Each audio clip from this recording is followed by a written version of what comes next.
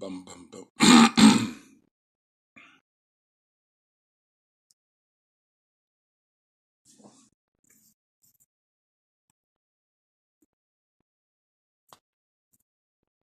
Okay.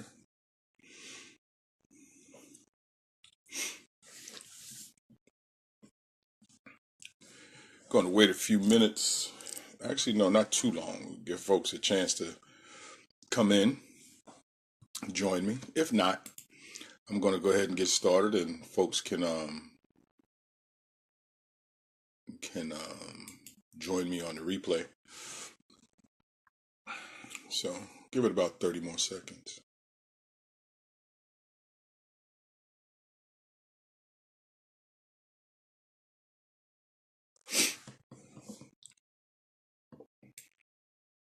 Discussing our white allies,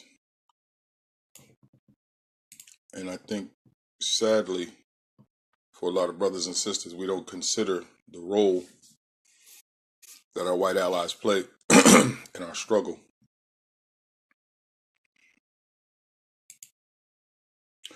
Okay, so whether you joining me for the first time or you're watching for the first time, hello. I am Keith Belvin, Keith KL Belvin. A lot of people know me as KL, but Keith Belvin. And I am doing my weekly blog series to go on my blog, Unapologetically Keith. And the website is keithbelvin.blogspot.com, where you can check this video and other videos that I've done and interviews that I've done. Now, I wanted to talk about this today because I'm not trying to create a super racially charged thing. That's not what I'm about. But I do like to discuss things as I see it. And again, just lay that out there. I pay close attention to the things that affect the African American community. After 20 years of teaching in all urban neighborhoods, I have seen the problems firsthand and dealt with the problems firsthand that a lot of African Americans deal with, as well as being a man of color who has pursued education. I see what racism looks like on many different levels. And it's not pretty.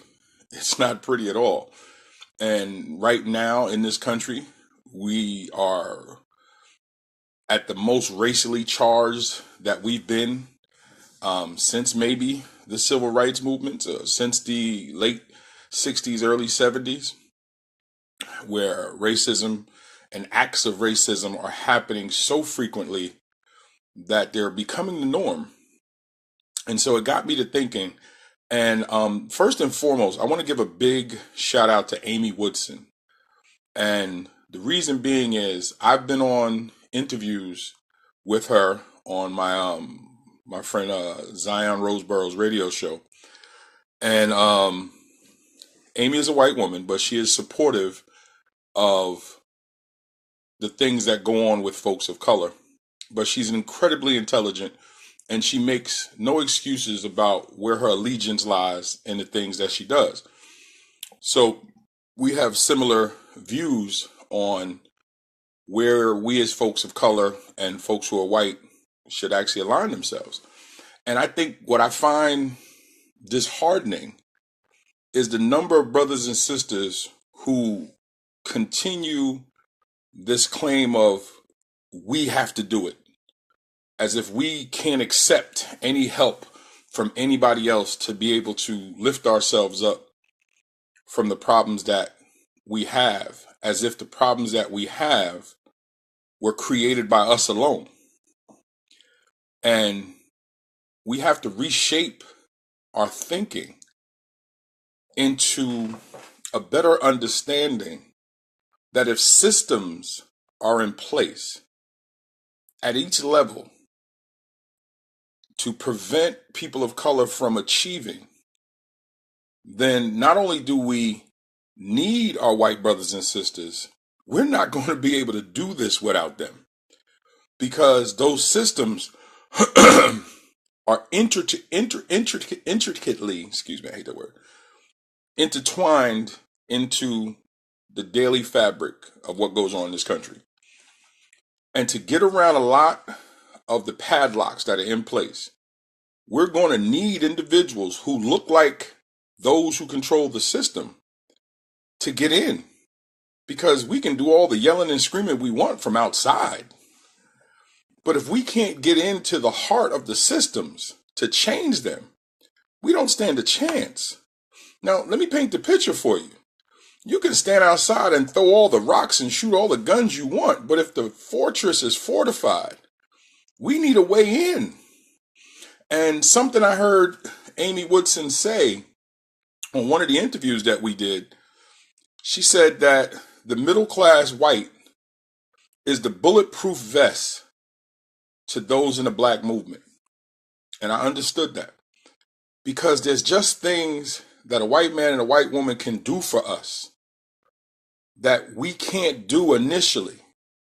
They can go into an environment, fill out papers for us, get certain pieces of property, get certain pieces of information that then we can bring back and strategize on what we can do to counteract what we just found out.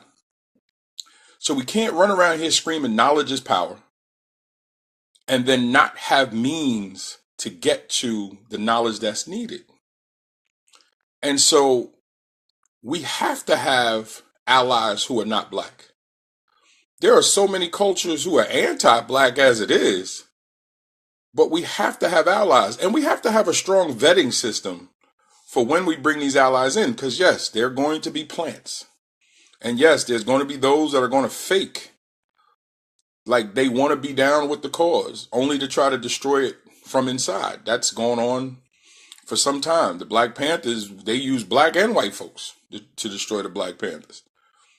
But in this day and age, with everything that's going on in this country, we can't stand to try to get into a race war when we don't have the artillery or the knowledge of exactly what's going on. We need our white brothers and sisters. We have to. But we have to learn to balance it. We have to learn how to not give up control of who we are, but invite people to the table to experience what we're trying to do. Now, understand what I'm saying by that is, we have to create the things that we want to see in place and invite those people to the table who are going to assist us without giving away the control of those things, and work some type of partnership out to get this completed. But there's so much angst and so much animosity between us and our white brothers and sisters that we're looking past the real power that could come from a cooperative effort. And that's part of playing into the hands of those that control the systems that are in place.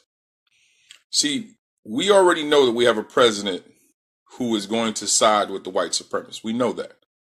We already know that we have an attorney general who, for over 50 years, has done everything he could to suppress civil rights and the rights of people of color. That's the reason why he was picked. Let's come on, be honest. If you get a good position, you're going to look to put your people on. So most people of color would have did exactly what Trump has done. Whether they have experience or not, you're going to put your people on. Look, we got people who get jobs and put their cousin on who don't have no experience, but because he's a cousin. So we got to get past the initial, get past the minute, and look at it deeper. If we call the top man a racist, then you know he's going to surround himself with everyone who believes what he believes. So how do we counter that? We have to find allies. We have to find those who still believe in human life. Black, white, or indifferent, they're out there. Now, they may not be as vocal because they got to protect their position too, but they're out there. But we got to find a way to welcome them to come to the table so we can gain their knowledge and work together to fix what we clearly know is wrong. And there's no excusing about this now. And the crazy part is, you can't, as a person of color, show me a time that we were in a negative, bad situation that we didn't get assistance from some white people. See, there's pro-black, and then there's pro-black to the point that you're dumb. It's okay to be pro-black, and I'm pro-black. If I have an opportunity, I'm going to do for my brothers and sisters, but I'm not going to exclude white people, Latinos. I'm not going to exclude anyone who can do the job. But if everything is equal, I may go with the brother and sister. May. It also is a matter of compatibility. There's some brothers and sisters I'm not trying to work with because I don't like their attitude. They might be experienced, and I'm not putting them on just because they're black. Because they may not fit what I'm trying to do. But I'm going to give everybody an even shot. But together, we have to figure out, what are we going to do to fix the problem and to speak truth to power. We got to do that in allegiance with those that don't look like us. You got to be comfortable enough in your position to bring white, black, brown, yellow to the table to fight against those that are clearly entrenched in a way that they don't want to give nothing back. And trust, the white supremacists and the white racists have allies too. Oh, they have used their influence and money to bring black, brown, and yellow to the table to give them money to turn their backs on their people. So if they're using many of us as pawns, we have to open up the door and invite some of them to come and be allies. Because if not, we're not changing nothing. Would be impossible. And we have to do it on many levels. We have to do it on a community level. You got to start in your neighborhood. And if you don't have anybody that's white or different than you in your neighborhood, then extend yourself to a different neighborhood. We have to do it on a state level. Start looking to make political changes in your state, and then we have to do it on a national level. Start finding people to vote for who are supporting our way of thinking. And you're going to find that there are white people out there who will stand with you, but you got to come correct. See, how do I put this in the best way possible? Because some of my brothers and sisters, you got to really paint it with a broad brush. Okay. We can't say, come and help me, white person, if we don't have our stuff together. I was about to curse, apologize. If we don't have our stuff together, because why would a person expose themselves to the retaliation of racists for an organization, a group, a church, or whoever that is flying by the seat of their pants and don't have themselves together? Once you can get established, once you can plant yourself solid in the dirt, there are billionaires out there who are willing to help you. Millionaires who are willing to help you. Thousandaires who are willing to help you. Homeless people who are willing to help you, who look nothing like you, but believe what you believe. Because the one thing I've learned as an educator, white parents want the same thing for their children that black parents do. White women want the same thing from their husbands that black women do. A lot of it depends on what systems you're involved in or what systems you're affected by. Now, yes, there are tons of white brothers and sisters who sit quietly because they're privileged, and they're not trying to give that privilege up. This video ain't for them. But there's a ton of white brothers and sisters who want to help, who in their own way are trying to help. But too many of us are either too deaf, dumb, and blind to see it, or too ignorant to allow them to come to the table because we're so worried about what's been done in the past. Well, that's where the real knowledge starts. You should be studying. You should be reading. We all should be. Understanding what has happened in the past, what is happening right now, and what do we do to push things forward to change it for our future, even if it means foregoing our immediate future, but we could do it better for our children. We may have to make those sacrifices, because if we don't, what are we saying? What are we doing? And I'm sorry, guys, everyone that's on. I appreciate you being on. Thank you so much. And I apologize if I didn't acknowledge you. Larry, William, Angela, Ronaldo, DDK, what's going on, guys? I'm sorry I didn't acknowledge you before. I apologize for that. And so it's really important, because I'm noticing that I'm seeing some overt prejudice statements from people of color. And I'm thinking to myself, how are you going to fix things with that type of mentality? And again, I'm going to tell you, there's nothing wrong with being pro-black. There is something to being blind black. Just you refuse to see anything other than a person of color because. No. You can be pro-black and still deal with other folks. Martin Luther King proved it, even Malcolm X, and we tend to forget this. That once Malcolm's eyes was opened up to what his religion could be and really was, he came home and said, I'm willing to work with white people. When he came home from the Middle East, he said, I'm willing to work with white people. He said, they can't run my organization, but if they're willing to help with the struggle of people of color, I'm willing to talk with them and work with them. Now, this is a man that hated white people, but it was his faith that charged him up to understand that it's greater than him, greater than other people, it's greater than skin color.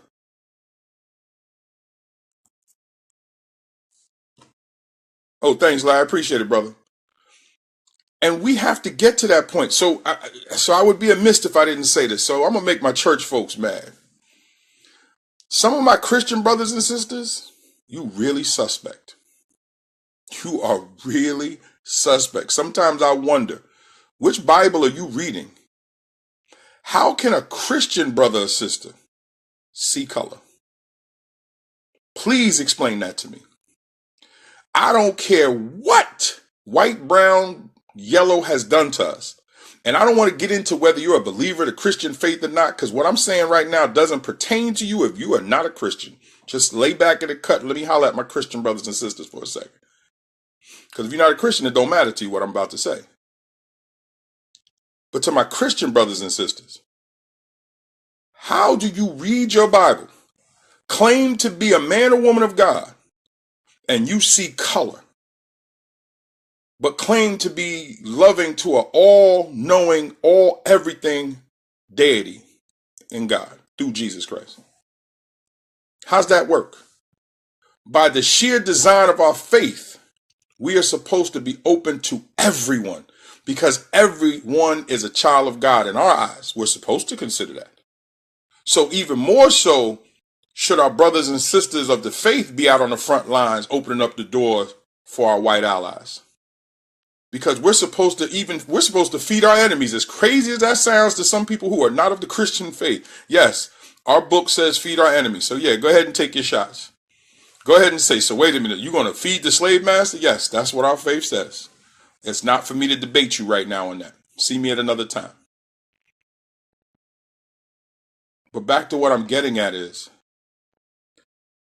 you have to open up your heart and your mind at the same time and understand that this world, the evil in this world, is in the position that it's in because many of us stay quiet and many of us don't know what to say while we're staying quiet.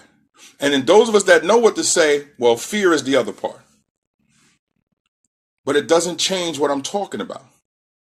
It doesn't change that we need our white brothers and sisters, yellow brothers and sisters, black, brown, it doesn't matter. We need assistance if we're going to change the system, and we have to stand in unity to change it on multiple levels. So I'm going to challenge everybody that's watching this live and watching this in the replay. What are you doing to change the environment around you? I'll wait. How many folks that don't look like you are you reaching out to? How many conversations with people who are not of the background that you are inviting to the table or going to their table to discuss their problems and yours, to come to a communal situation of fixture. I'll wait. I see a lot of foolishness on Facebook. I see a lot of foolishness on all the social media sites. And it makes me wonder, how could you sit and hate or dislike people who don't look like you, but spend so much time talking about them in your entertainment diaspora, in your clothing choices, in your whatever? How is that possible? How is it that you're like, I'm not bringing the white man to do nothing for me, but you're watching all his shows? You're on his platforms. You're reading his books. Because I know you're not buying mine. That's a whole nother that's a whole nother scope. A whole nother video for another day. So what are you doing? How many people that don't look like you, come from the culture that you come from, have you invited to the table and say, how can we fix this? And again, shout out to my girl, Amy Woodson. Because Amy Woodson is